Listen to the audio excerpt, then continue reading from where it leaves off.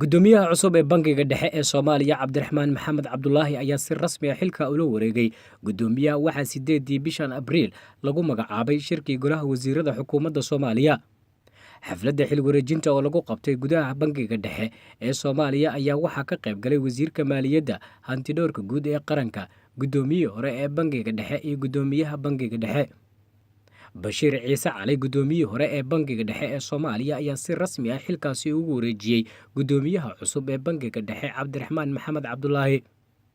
Bashiir Ciise Cali, gudoomiyihii hore ee bangiga dhexe ayaa sheegay in bangiga uu 10kii sano ee u dambeysay uu horumar sameeyay, waxaana uu sheegay in gudoomiyaha xilka uu ku wareejinayo Cabdiraxmaan Maxamed Cabdulaahi uu yahay nin aqoon durugsan u leh howlaha bangiga, waxaana uu ka dhawaajiyay in saaxiib dhow uu la ahaa bangiga dhexe.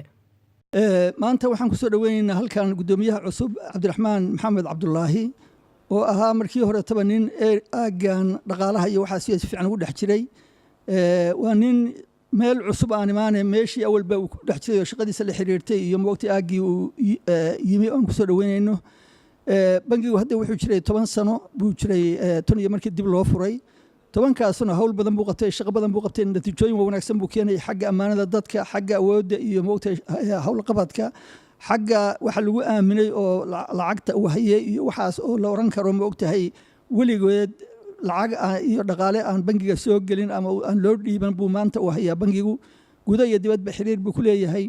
Gudoomiye ku-xigeenka bangiga dhexe ee Soomaaliya Marwa Maryan Cabdulaahi Yuusuf ayaa gudoomiyaha cusub ee bangiga dhexe ku soo dhaweysay shaqaalaha iyo xafiisyada bangiga dhexe.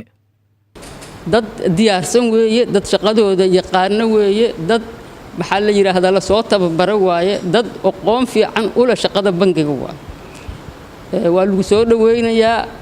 waana ku faraxsanahay inaad noo timaado adiga oo ah qof aan naqaano oo ay shaqana dhex martay.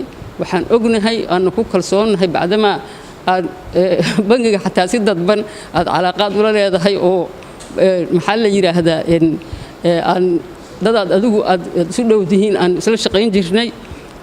maxaa la yiraahdaa waxay ku leeyihiin soo dhawow. Gudoomiyaha cusub ee bangiga dhexe ee Soomaaliya Cabdiraxmaan Maxamed Cabdulaahi oo la hadlay shaqaalaha bangiga dhexe ayaa sheegay in shaqaalaha ay u sinaan doonaan isla markaana uu cadaalad fali doono shaqada iyo shaqaalaha, isagoona tilmaamay waxyaabaha uu ka qaban doono bangiga dhexe. maanta xil baa fuulay culus kaasoo ka bilaabmaya marka hore inaan wixii la soo qabtay ilaaliyo. bangiga meel wanaagsan buu marayaa, shaqaada badan baa laga soo qabtay 10 sano.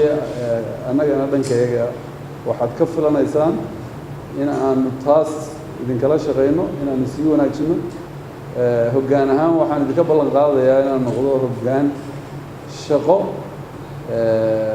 focuskiisu yahay ama ahmiyadda koowaad in wixii la soo qabtay wax lagu daro. in qof kastoo idinka midana aan u sinaado ama ay ii sinaadaan, dadkuna aan ku qiimeeyo shaqada ay la yimaadaan. Cabdicasiis Ibraahim Axmed, OK, TV Universal, magaalada Muqdisho.